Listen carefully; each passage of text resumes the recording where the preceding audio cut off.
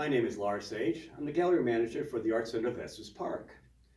Today is the opening of our newest exhibit entitled It's All About the Details, which features Art Center artist and board member Jim Sneary, who is the subject of today's interview. Welcome, Jim. Hi, Lars. So let's start off with wood carving, Jim, and tell us how and when did you get into wood carving?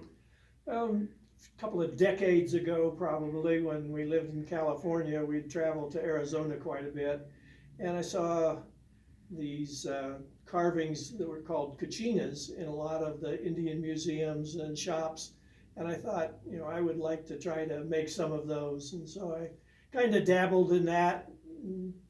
Took another 10, 15 years before I got to the point where I decided I'd try some other things and started taking some classes. So it's been a slow process getting into it, but now I do it quite a bit. Well, so what kind of wood do you use for these carvings then? Well, most power carvers, I don't carve with hand tools like a knife, I carve with power tools like a Dremel. Most power carvers will use either basswood or tupelo. And basswood is more for smoother surfaces without a lot of the fine detail because it tends to fuzz. So for the detail like feathers and birds, you want something that's a little bit harder, and that's where the tupelo comes in. Tupelo comes from marshes, like in Louisiana, coastal states, maybe even up in Wisconsin. Oh, okay. So when we look at the variety you have here, do you create them on your own or do you use patterns? A little bit of both. There are several wood carver shops around the country that specialize in tools and accessories and books, and some of them sell patterns. And so you can get patterns for little songbirds all the way up to eagles.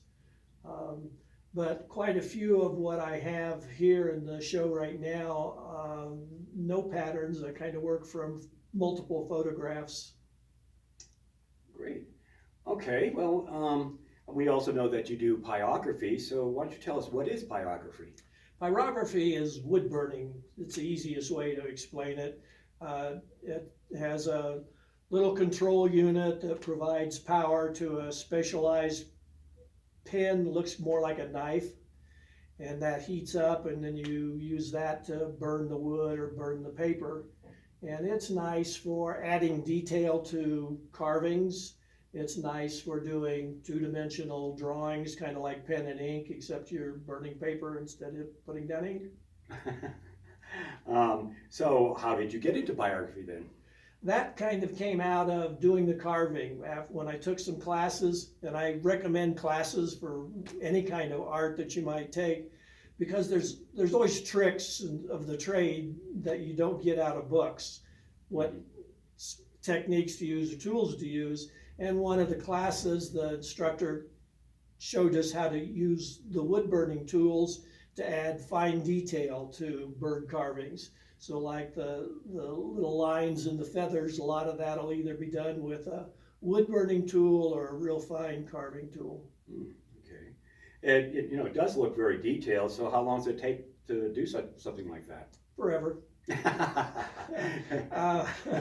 It's hard to define the amount of time it takes for things.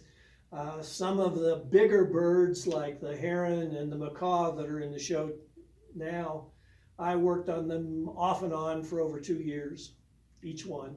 Wow. The smaller birds, I probably work on them for somewhere in the neighborhood of a month. And in some cases, I'll work, 8 to 10 hours a day on an aspect of it. And then I'll have to redo a few things so that it's kind of the way I want it. So there's a lot that goes into it, and it's hard to define, exactly how long it takes, but a fair amount of time. Well, so far, what you've been doing, it sounds like it takes a lot of patience. It does. It's a lot of detail work. If you don't like sanding and you don't like repetitive work, it's probably not the hobby to try to get into. Not for you, huh? Right.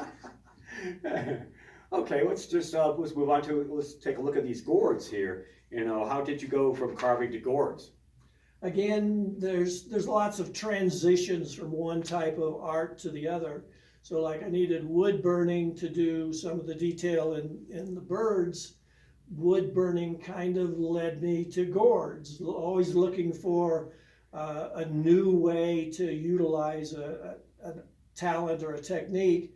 I saw where some people were doing wood burning on gourds, and my wife does watercolor painting, and I thought, this would be a good way that we could kind of collaborate, her being more of an artist than myself. We looked into the gourd aspect, and it combined a lot of our talents. She does a lot with design and very good with color selections and whatnot, and doing the wood burning and then incorporating the carving aspect into gourds allowed me to participate and do the types of detail work that I like to do that she doesn't like. Well, that's called teamwork, right? And it works out real well. They're very, the two skill sets combine really well, and I think it's worked out well for us in terms of some of the gourds that I do or she does or we collaborate on. That's great. Well, it certainly is evident that the collaboration works. So, is there anything special about gourds? The thing about gourds is probably that there's some prep work that's involved. The gourd, the way it comes naturally, typically has kind of a mold on the outside. They grow them and then they let them dry, the places that sell them for gourd artists.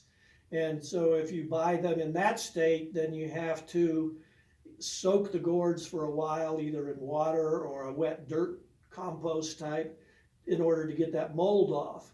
And then if you want to do like a vase or a bowl or something where the inside of the gourd shows, then you have to cut off the top and clean out the dried pulp and seeds and everything like that, and then seal the inside. So there's a little more to it than just painting on the outside of the gourd. Certainly sounds like it. So where do you get your gourds then? I get most of mine from a farm in California.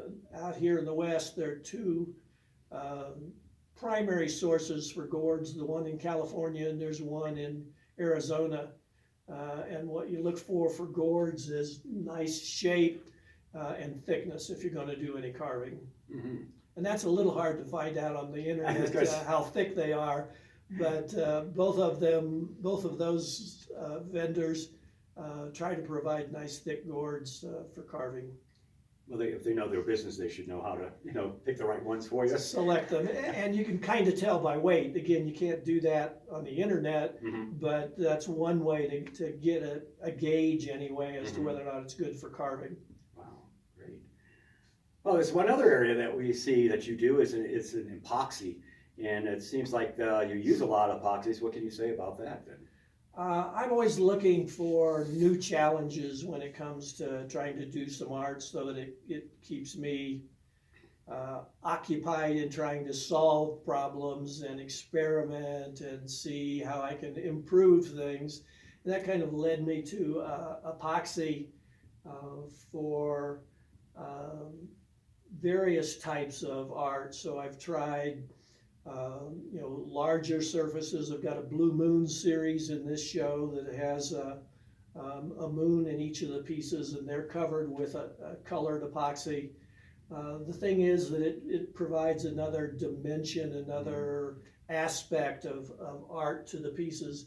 And I like to do thin pieces that are translucent so that you get a little bit of light through that piece. Like this gourd with the butterfly on it, I carve like a frame for the butterfly and then fill that frame with epoxy. And that way I get that both sides, it's epoxy all the way through and get a little translucence, which I think adds to the piece. How's it, when you use epoxy like that, how long does it take to dry? There's various options in terms of what you get. If it's truly an epoxy, you can get a 5-minute epoxy or a 30-minute epoxy. 5-minute epoxy, if you mix a color in it, tends to take 2 minutes. So you have to work pretty quick. So I tend to use the 30-minute epoxy, but I can still only do small areas at a time. Some of the things like the Blue Moons are more of a resin than an epoxy, and those take overnight or longer if you don't mix it quite right. Have the right formula, huh? That's right. You know, do you do commissions? I tend not to do commissions. I would consider doing commissions, but when I do the art pieces, I do it to the best of my ability to make myself feel like I've done a nice piece. And my concern with commissions is that the buyer may have expectations of color or shape or something that they might not transfer to the way I end up doing a piece. I just worry that they might not like it. So, if I could work it out with the customer relative to what the expectations might be, then I'm open to doing some commissions, but I tend to shy away from it. Yeah. I'm curious, how long does it take you to do let's say a carving? Is it something like you start and to finish, or does it take time and you put it aside for a while or whatever? Yeah, I tend to work in spurts. So there'll be certain aspects when I start with a block of wood and I'm trying to get it down to the basic shape, I'll pretty much complete that phase of it. And then when I start the actual detail or a little more precise shaping, I might look at that and say, I don't know where I'm going. I better go start a gourd or something like that. So you've got to be in the right mind frame for art as well as other types of hobbies or occupations. So I tend to do things in spurts. So that's why on these big birds it takes a couple of years. There are challenges with a big bird like the heron. There's 3 or 4 pieces of wood that have to be shaped and joined and put together, and the legs are made out of 20-some pieces of brass each for the leg, the knee, the joint, the knuckles, the nails, and those are all soldered or together. So you got to look at how you're going to orient those, shape them, and everything. Right. So I'll do them 3 or 4 times. I've heard told, out of curiosity, when doing carving, is it's like sculptors who take a piece of stone and they say the stone reveals what's behind it. Is that the same thing for you, or do you come up with an idea and then go from there? No, it's a little bit like that. You got to get the basic shape. You've got to be able to have a piece of wood that lends itself to what you want to do. And it's when you start getting to things like with the macaw, their basic junctions, they're like where the 1.5 foot long tail has to meet the 1.5 foot long body. So how do I get the tail attached to the body but still be able to get underneath the wing feathers to paint? So you stop and you think and you say, okay, I'm going to use this piece of wood, or I'm going to do this. Well, I can't get in there to paint, so I have to paint it beforehand, or at least prime it and do some things. So there's a little bit of science juggling, mechanical engineering going on there to try to figure out how to orient things. Well, being an engineer, does that help you with the work that you do? Well, I think it helps a lot from the detail standpoint. As an engineer, very meticulous in terms of details with numbers and shapes and interactions, how pieces fit together. And that plays, again, into making a lot of even making a branch. Most of the birds that are on branches, the branches are made out of brass or copper. And so they, there has to be certain ways you join them and solder them together and orient them and don't bend them and things like that. So it's a nice adjunct follow-up from my engineering days. So, do you display any of this work in other places? No, it's really a personal hobby that I do. The fact that I'm allowed to show things here in the gallery and allow other people to see it is the thing that, you know, is a really nice aspect of being able to do art, is to have somebody see and appreciate some of what you do. And I strictly show stuff here in the gallery. So with the variety that you do, what is there a particular type of media that's your favorite? The next one. The next one, okay, well, that's a good one. Like I said, you know, I like to be challenged, so the aspect of going from wood carving to gourd carving to, you know, doing a ball in a box out of one piece of wood, doing a more modernistic piece with thin slices of wood and some acrylic. The challenge is the thing that keeps it alive for me in terms of doing something. So I tend not to do too many of one type of thing, and I'm always looking for the next one. Great. So ultimately, what do you want people to see in your art? I want them to have fun. I want them to look at stuff and say, yeah, you know, that really looks like a bird or looks like a butterfly.